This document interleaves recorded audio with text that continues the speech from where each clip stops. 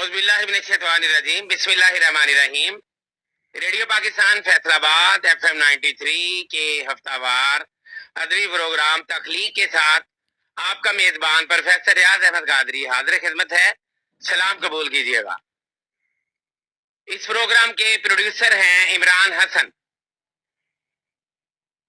मुअज़्ज़ज़ सामीन, इस हफ्तावार अदबी प्रोग्राम में हम उन शख्सियात को पेश करते हैं जिनका इल्मी और अदबी दुनिया में मुमताज़ मकाम है और जो अपनी किताबों के हवाले से, अपनी फ़िक्र के हवाले से और अपनी सोच के हवाले से एक अहम और नुमायां शख्सियत की हैसियत रखते हैं।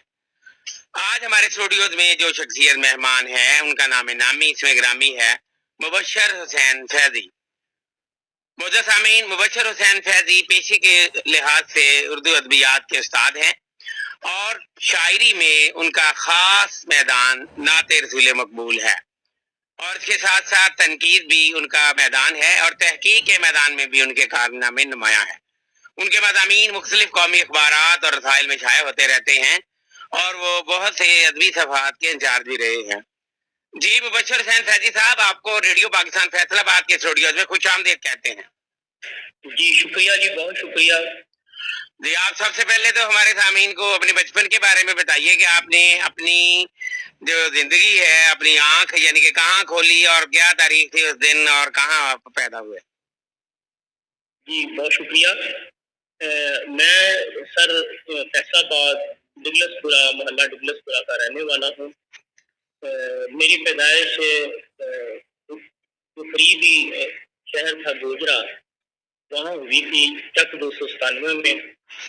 तो रहने वाले हम फैसलाबाद से थे। मेरे साथ के सारे। तारीख विलादत क्या है आपकी? मेरी सर है 27 रमजानुल मुबारक 1395 हिजरी। ये तो हो गई ना इस्लामी तारीख। अब थोड़ी सी दूसरी तारीख भी बता दीजिए।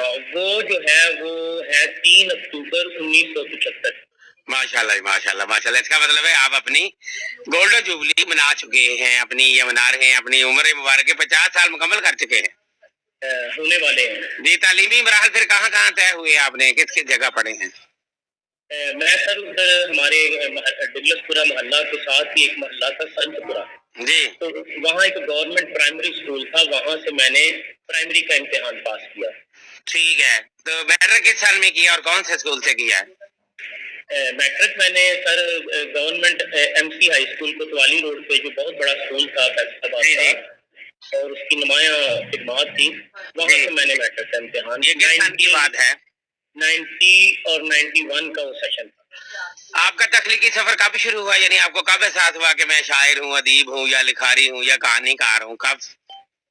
सर ये मुझे कोई 9th-10th जब मैं एग्जाम दे रहा था तो उस वक्त काफी रातों को जाग के पढ़ना पड़ता था। आपको पता है कि उस जमाने में जो साइंस की कुतब थी वो सारी उर्दू में थी जी। तो उर्दू में होने की वजह से उसकी अंडरस्टैंडिंग में बड़ा मसला होता था जी। तो इस वजह से वो पढ़ते पढ़ते बीच में शायरी की तरफ रुझान हो जाता था कि मैं वो करूँ। तो इस तरह फिर मैंने पहले अपनी चीज लिखी वो इंटर के जब मैं इम्तिहान दे रहा था तो फिर मैंने एक हजब से इसका आगाज किया। जी। इसका मतलब है आप शायर जो है वो कुदरती तौर पर हैं। हाँ जी जी। पहला शेर या कोई पहली गजल कोई या क्या लिखा आपने, को याद है?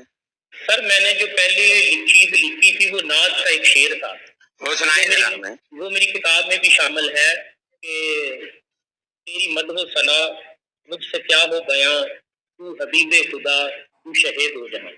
वाह वाह वाह वाह वाह। तेरी मदहो सना मुझसे क्या हो गया, तू हबीबे खुदा तू शहीद हो जहां। बहुत अच्छे, बहुत अच्छे। एक मिसरा लिख कर सर मैं कोई काफी 1-2 साल सोचता रहा कि मैं आगे क्या लिखूं। तो मैं बड़ा किताबें पढ़ता था तो मुझे नहीं समझ आ रहा था कि मैं आगे क्या लिखूं। तो फिर मैंने अगला मिसरा ये लिखा था कि मुझको क्या था इसका मिसरा के मुझको तौफीक दे मैं भी कुछ लिख सकूं। मुझको तौफीक दे मैं भी कुछ लिख सकूं। तेरी मिन्नत के लायक कहाँ है ज़बां। माशाल्लाह जी, माशाल्लाह माशाल्लाह। तो ये मेरा पहला शेर था। फिर उसके बाद बहुत जबरदस्त हुआ।